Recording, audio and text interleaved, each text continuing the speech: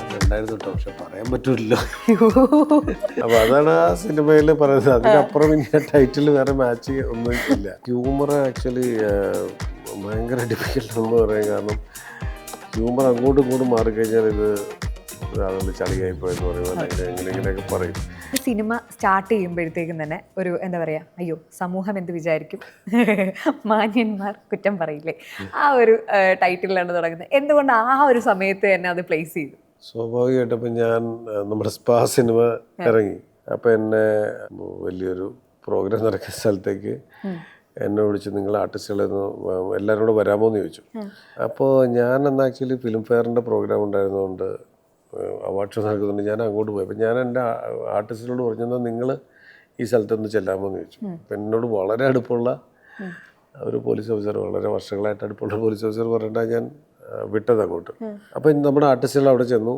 ആ ആർട്ടിസ്റ്റുകൾ അവിടെ ചെന്നു. അവർ സ്പാ സിനിമയിലെ ആക്ടേഴ്സാണ് എന്ന് പറയുന്നു. വലിയ സന്തോഷത്തോടെ അവർ ചേരുന്നു. അവർ മൈക്ക് വാങ്ങിച്ചിട്ട് അവർ ഇതിനൊരു ഓളാക്കാൻ വേണ്ടിയിട്ട് അപ്പോൾ അവരെന്താ ചോദിക്കുന്നത്, സ്പാ സിനിമ കണ്ടിട്ടുള്ള ഒരാരെങ്കിലും ഉണ്ടെങ്കിൽ പറയൂ. കാരണം അവരോടാണല്ലോ ഇൻട്രാക്ട് ചെയ്താലേ മനസ്സിലാവുള്ളൂ.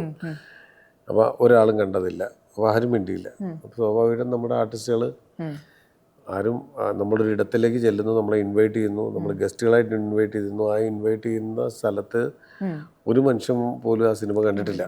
അപ്പോൾ അവർ ശരി നമ്മൾ സ്പാ കാണണമെന്നൊക്കെ പറഞ്ഞുകൊണ്ട് ഇറങ്ങിയപ്പോൾ ഓരോരുത്തർ വന്നിട്ട് പറഞ്ഞു, ഞങ്ങൾ പടം കണ്ടായിരുന്നു കേട്ടോ, പക്ഷെ പറയാൻ പറ്റൂല്ലോ.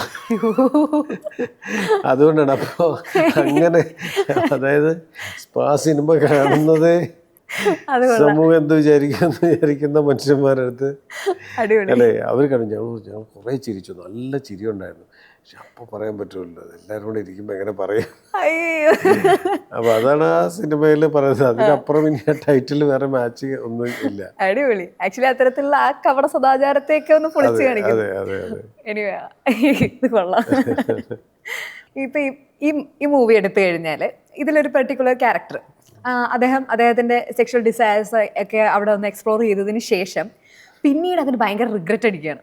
റിഗ്രറ്റ് അടിച്ചിട്ട് ഈ പറഞ്ഞതുപോലെ തന്നെ അവിടെ നിന്ന് ആളെ രക്ഷിക്കണം, അല്ലെങ്കിൽ എന്താ പറയുന്ന ആളെ കല്യാണം കഴിക്കണം, ആ ഒരു ഇതിലേക്കാണ് എത്തുന്നത്. ഒരു സൊസൈറ്റിയുടെ ആ ഒരു കൺസെപ്റ്റ് ഉണ്ടല്ലോ, അതിനെ മിറർ ചെയ്യുവാണോ ഷൈൻ ചേട്ടൻ ഉദ്ദേശിച്ചത്, അതല്ല അതിനെ അടച്ചാക്ഷേപിക്കുമായിരുന്നു? നമുക്ക് ജനറലൈസ് ചെയ്തൊന്നും പറയാൻ പറ്റില്ലല്ലോ.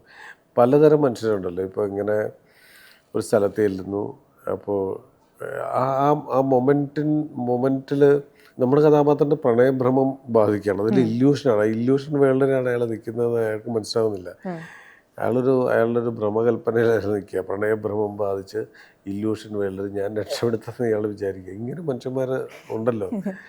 കാരണം അവർക്ക് ജീവിതത്തിൽ ഒരിക്കലും കിട്ടിയിട്ടില്ലാത്ത ഒരു ഭയങ്കര കെയറിങ് ഒരു മൊമെൻറ്റിൽ കിട്ടുമ്പോൾ അത് ആ സമയത്ത് മാത്രമായിരുന്നു എന്ന് ചിലപ്പോൾ അവർ മനസ്സിലാക്കാതെ അത് ഭ്രമത്തിൽ പെട്ടുപോകും. പ്രണയഭ്രമം. അതിനകത്തൊരു രസകരമായിട്ടുള്ള ഇൻട്രസ്റ്റിംഗ് ആയിട്ടുള്ളൊരു തമാശ ഉള്ളതുകൊണ്ടാണ് അങ്ങനെ പറഞ്ഞത്. ചോദിച്ചാൽ ഒരുപാട് അത്തരം കഥകൾ ചിലപ്പോൾ ഉണ്ടാവും.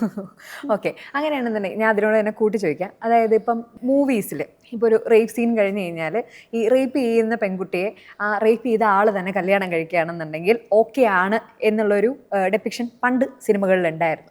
ആക്ച്വലി ഇത്തരത്തിൽ സിനിമ ഇങ്ങനെ ഒരു സംഭവത്തിനെ നോർമലൈസ് ചെയ്യുന്നതായിട്ട് ഷൈൻ ചേട്ടന് തോന്നിയിട്ടുണ്ടോ? ഒരു കഥയിലൊരു കഥാപാത്രം ഇങ്ങനെയാണ് പെരുമാറുന്നതെന്നൊരു ചലച്ചിത്രകാരന് തോന്നുകയും എഴുത്തുകാർക്ക് തോന്നുകയും അവർ ആ സാധനം എക്സിക്യൂട്ട് ചെയ്യുന്നത്. അപ്പോൾ അവരുടെ ആ സിനിമയുടെ മൊത്തത്തിലുള്ള ഗ്രാഫിനായിരിക്കും അവർ ചിലപ്പം നോക്കുന്നത്. അല്ലാതെ ഒരു ഭയങ്കര സമൂഹത്തോടൊരു പ്രതിബദ്ധതയോടുകൂടി അല്ലായിരിക്കും ചിലപ്പോൾ സിനിമ എഴുത്തുകാരനും സംവിധായകനും ഒക്കെ ഇതിനെ ട്രീറ്റ് ചെയ്യുന്നതെന്ന് എനിക്ക് തോന്നുന്നുണ്ട്. കാരണം ഇതൊരു കോടികൾ മുതൽ മുടക്കുള്ള ഒരു ബിസിനസ് ആയതുകൊണ്ട് ഇതിങ്ങനെ കാണിച്ചാൽ പ്രേക്ഷകർക്ക് കണക്റ്റ് ആവും. ഇങ്ങനെ പോകുന്നതായി ചിലപ്പോൾ കൊമേഴ്സ്യലി ഇൻട്രസ്റ്റിംഗ് ആയിരിക്കും. ചിലപ്പോൾ ഇത് കാണുന്ന ആളുകൾക്ക് ഇഷ്ടപ്പെടുമായിരിക്കും എന്ന് വിചാരിച്ചിട്ടാണ് എല്ലാവരും ഓരോ സീനുകൾ ഉണ്ടാക്കുന്നത്.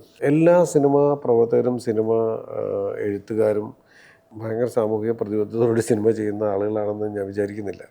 എല്ലാവരും ഫസ്റ്റ് ടെൻഷൻ ഒരു സിനിമ കഥയാവുമോ, ഈ കഥ സിനിമയാക്കാനായിട്ട് എങ്ങനെ പറ്റും, ഇതിനൊരു നടൻ സമ്മതിക്കുമോ, ഇതിന് നിർമ്മാതാവിനെ കിട്ടുമോ എന്നുള്ളതായിരിക്കും നോക്കുന്നത്. അപ്പോൾ ഈ ആക്ടേഴ്സും നമുക്ക് പെർഫോം ചെയ്യാനുള്ള എന്താണ് സ്പേസ്, ഇത് തിയേറ്ററിൽ ഓടാൻ സാധ്യതയുണ്ടോയെന്നായിരിക്കും അവരും വിചാരിക്കുക. തിയേറ്ററിൽ ഓടുക, ആളുകളെ ഇഷ്ടപ്പെടുക. അപ്പോൾ ഇതിന് ഒരു 3 ആക്ട് സ്ട്രക്ചർ വന്ന് ഇതിനൊരു കോൺഫ്ലിക്റ്റ് വരുത്തി ഒരു റെസൊല്യൂഷൻ ഉണ്ടാക്കുക എന്ന് പറയുന്ന ഒരു രീതിയിലായിരിക്കും സിനിമ ആലോചിക്കുന്നത്. അത് ഞാൻ പറഞ്ഞത് പലതരം സ്ട്രക്ചറുണ്ട് സിനിമയുടെ തിരക്കഥയ്ക്ക്. ഈ 3 ആക്ട് സ്ട്രക്ചർ എന്ന് പറഞ്ഞാൽ ഏറ്റവും ആളുകൾക്ക് ഫെമിലിയർ ആയിട്ടുള്ള, അല്ലെങ്കിൽ ആളുകൾ കണ്ട് ശീലമുള്ള, ഏറ്റവും കൊമേഴ്ഷ്യലി സക്സസ്ഫുൾ എന്ന് പറയുന്ന ഒരു സ്ട്രക്ചറാണ്. അതുകൂടാതെ പലതരം സ്ട്രക്ചറിൽ നമുക്ക് തിരക്കഥയെ സ്ട്രക്ചർ ചെയ്യാം. പക്ഷേ ഈ രീതിയിൽ സ്ട്രക്ചർ ചെയ്യുമ്പോൾ ഇത് നല്ലതായിരിക്കും എന്ന് വിചാരിച്ചിട്ട് അവർ ചെയ്യുന്നതായിരിക്കും. അതിനെ ഒരിക്കലും ഗ്ലോറിഫൈ ചെയ്യാൻ വേണ്ടിയിട്ട് ചെയ്യുന്നതായിരിക്കും എന്ന് എനിക്ക് തോന്നുന്നില്ല. ചിലപ്പോൾ അവർക്ക് തോന്നുന്നുണ്ടാവും ഇങ്ങനെ വന്നാൽ അങ്ങോട്ട് ഹീറോ അപ്പം കലയ്ക്കപ്പോൾ ഹീറോയുടെ കൂടെ ആളുകൾ നിൽക്കുമ്പോൾ അപ്പം ഹീറോയ്ക്ക് വേണ്ടി കൈയടിക്കുമായിരിക്കും എന്നൊക്കെ തോന്നിയിട്ട് ചിലപ്പോൾ ചെയ്യുന്നതായിരിക്കും ഒരു പക്ഷേ, പ്രതീക്ഷിക്കുന്നു. ഓക്കെ.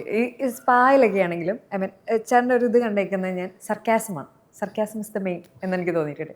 അപ്പം ചേട്ടനെ പേഴ്സണലി ഇൻഫ്ലുവൻസ് ചെയ്തിട്ടുള്ള ഒരു സർക്കാസ്റ്റിക് ആയിട്ടുള്ള ഹ്യൂമൻ ആരാണെന്ന് ചോദിച്ചാൽ ചേട്ടൻ എന്ത് പറയും? ഇപ്പോൾ ഏറ്റവും വലിയ കേരളത്തിൽ സർക്കാസമുള്ള മനുഷ്യൻ ശ്രീനിവാസല്ലേ, നടൻ ശ്രീനിവാസൻ മരിച്ചുപോയ. അദ്ദേഹത്തിൻ്റെ അപ്പുറം ഇന്നൊരു മനുഷ്യനുണ്ടോ ഇവിടെ കേരളത്തിൽ ഇല്ലെന്ന് തോന്നുന്നു. സിനിമ ചെയ്യുമ്പോൾ അതിൻ്റെ ഒരു നർമ്മത്തിൻ്റെ സാധ്യതകളാണ് ഞാൻ ആദ്യം തിരഞ്ഞത്. മൂടുപടം അണിഞ്ഞ 2 മനുഷ്യർ തമ്മിൽ സംസാരിക്കുമ്പോൾ അവർ പുറത്ത് മറ്റൊരാളുകളാണ്, അകത്ത് മറ്റൊരു ആളുകളാണ്. ഇവർ തമ്മിൽ സംസാരിക്കുന്ന ഈ കോൺവെർസേഷൻ്റെ ഇൻട്രസ്റ്റിംഗ് പാർട്ടാണ് എന്നെ അട്രാക്ട് ചെയ്തൊരു ഘടകം. അപ്പം അതിനുള്ള ഒരു ഇടം എന്നുള്ള നിലയ്ക്കാണ് ഈ സ്പായെ തിരഞ്ഞെടുത്തത്. ഒരു അൺപ്രൊഫഷണൽ ആയിട്ടുള്ള സ്പാ കാണിക്കുക, അല്ലെ അത് എക്സ്പോസ് ചെയ്യുക എന്നുള്ളത് എൻ്റെ മാറ്റർ ആയിരുന്നില്ല. അതായിരുന്നില്ല എൻ്റെ ഉദ്ദേശം. എൻ്റെ ഉദ്ദേശം ഈ ആർട്ടിസ്റ്റുകൾക്ക് പെർഫോം ചെയ്യാൻ സാധ്യതയുള്ള നർമ്മ മുഹൂർത്തങ്ങൾ സൃഷ്ടിക്കാൻ സാഹചര്യമുള്ള, കഥാപാത്രങ്ങൾ തമ്മിൽ സംസാരിക്കാൻ സ്പേസുള്ള ഇത്തരത്തിലുള്ള കോൺഫ്ലിക്റ്റ് വരാൻ സാധ്യത. അത് ഞാൻ പറഞ്ഞ സിനിമ ടോട്ടൽ കോൺഫ്ലിക്റ്റ് അല്ല, ഓരോ ഏരിയയിലും കോൺഫ്ലിക്ട്സ് വരാൻ സാധ്യതയുള്ള, ഇൻട്രസ്റ്റിംഗ് ആയിട്ടുള്ള എലമെൻറ്റ് വരാൻ സാധ്യതയുള്ള ഒരിടം എന്ന മട്ടിലാണ് അതിനെ എടുത്തത്. അപ്പം ഞാൻ അതിൻ്റെ നർമ്മം ഒരു സോഷ്യൽ സറ്റയർ ആണല്ലോ. പക്ഷേ സോഷ്യൽ സറ്റയർ ആണെങ്കിലും അത് പറയുന്ന വിഷയം അഡൾട്ട് ആയതുകൊണ്ടാണ് അത് ഞാൻ സിനിമ ഇറങ്ങുന്നതിന് മുമ്പ് പറയുന്നുണ്ടായിരുന്നു, എറോട്ടിക് മൂവിയല്ല ഇതങ്ങനെ, അത്തരത്തിലുള്ള സിനിമയല്ല, ഇതൊരു തമാശ പടമാണ്, അല്ലെങ്കിൽ ഇതൊരു സോഷ്യൽ സറ്റയർ തന്നെയാണ്.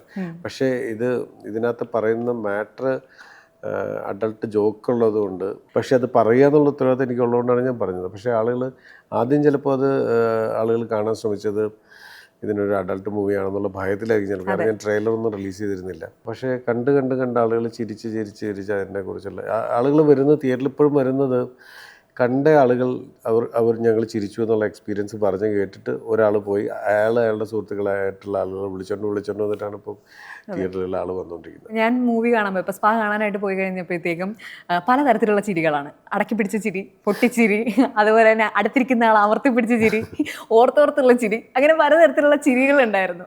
ഏറ്റവും അതിൽ റെസ്പെക്റ്റ് തോന്നിയ ഒരു കാര്യം എന്ന് പറയുന്നത്, ഇപ്പം ഇതൊരു എനിക്ക് തോന്നുന്നു ഷൈൻ ചേട്ടനാണെങ്കിലും ഇതൊരു A സർട്ടിഫിക്കറ്റ് ചോദിച്ചു വാങ്ങിയ ഒരു പടമാണ്. അപ്പൊ ഇതിലൊരു ഡബിൾ മീനിങ് കോമഡി ജോക്കുകൾ ഒന്നും തന്നെ വരുന്നില്ല. അത് മാത്രമല്ല, എന്നാലും ചിരിക്കാനുള്ള എലമെന്റ്സ് എല്ലാം ഇട്ടിട്ടുമുണ്ട്. ഞാൻ ഇങ്ങനെ കേട്ടിട്ടുണ്ട്, ഈ ഒരു കോമഡി കൈകാര്യം ചെയ്യാന്ന് പറയുന്നതാണ് ഏറ്റവും എന്താ പറയാ ടാസ്ക് പിടിച്ചൊരു പരിപാടി എന്നുള്ളത്. അപ്പൊ എങ്ങനെയാ ഷൈൻ ചേട്ടൻ എങ്ങനെയാ അതിനെ ട്രീറ്റ് ചെയ്യുന്നത്? ഈ ഹ്യൂമർ ആക്ച്വലി ഭയങ്കര ഡിഫിക്കൽട്ടാണെന്ന് പറയാം. കാരണം ഹ്യൂമർ അങ്ങോട്ടും ഇങ്ങോട്ടും മാറിക്കഴിഞ്ഞാൽ ഇത് ആളുകൾ ചളിയായിപ്പോയെന്ന് പറയും, അല്ലെങ്കിൽ എങ്ങനെയൊക്കെ പറയും. അപ്പോൾ ആ കറക്റ്റ് മീറ്ററിൽ നിന്ന് താഴെ പോയാൽ അത് പെട്ടെന്ന്, അതായത് ഒരു തമാശ പാളിപ്പോയാൽ അതൊരു ദുരന്തമായി മാറും.